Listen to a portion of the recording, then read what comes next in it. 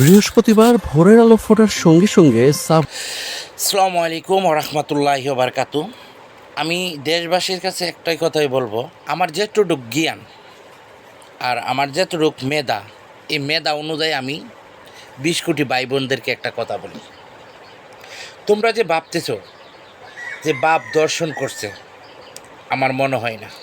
কারণ এ মেয়েটা নেশা করে, মানে পোশাকে আর চলার চড়ি বা কথাবার্তার কারণে বোঝা যাইতেছে মেয়েটা একটা নেশাখোর বা ইয়াবাখোর।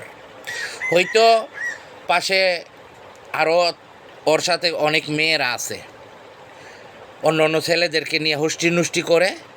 আমার মনে হয় বাপে বাধা দিছে যে ছেলেদের এরকম করছে, এই ভিডিওগুলো করছে, করার কারণে অনেক মেয়েগুলা প্ল্যান করছে যে আমার বাপেরে এরকম ফাঁসাই দেবো। এখন বাপে যদি মানা করে বা এরকম অবৈধ কাজ করে, তো ওরা এভাবে বলছে আমি একটা বিড়ি করবো বাপেরে মাইরা, বলবো আমাকে দর্শন করছে। এরকমও হইতে পারে, কিন্তু আমার মনের কথাটা আমি বললাম।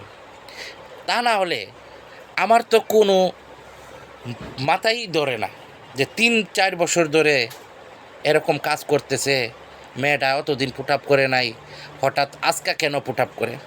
হয়তো বাবা দেখছে অন্য ছেলেদেরকে নিয়ে আইসা বা খারাপ কাজ করে বাপে ভিডিও করছে, করার পরে এখন তো মনে করো এইগুলা যদি মানুষের দেখাইতে তাহলে সমস্যা হবে।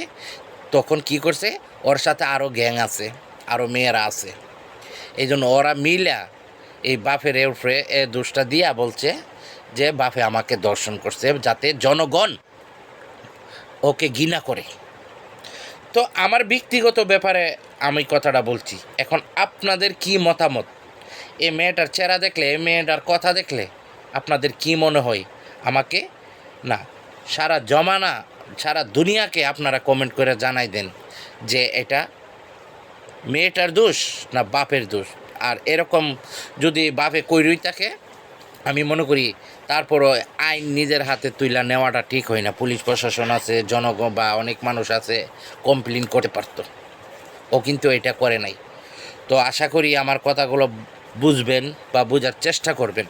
এটা কিন্তু আমি ডাইরেক্টলি বলি নাই, আমি আমার মন থেকে বলছি এরকম হবে। কারণ মেয়েটা যে কথার স্টাইল, মেয়েটা কিন্তু ভালো না, ওইটা নেশাখোর, ঠিক আছে?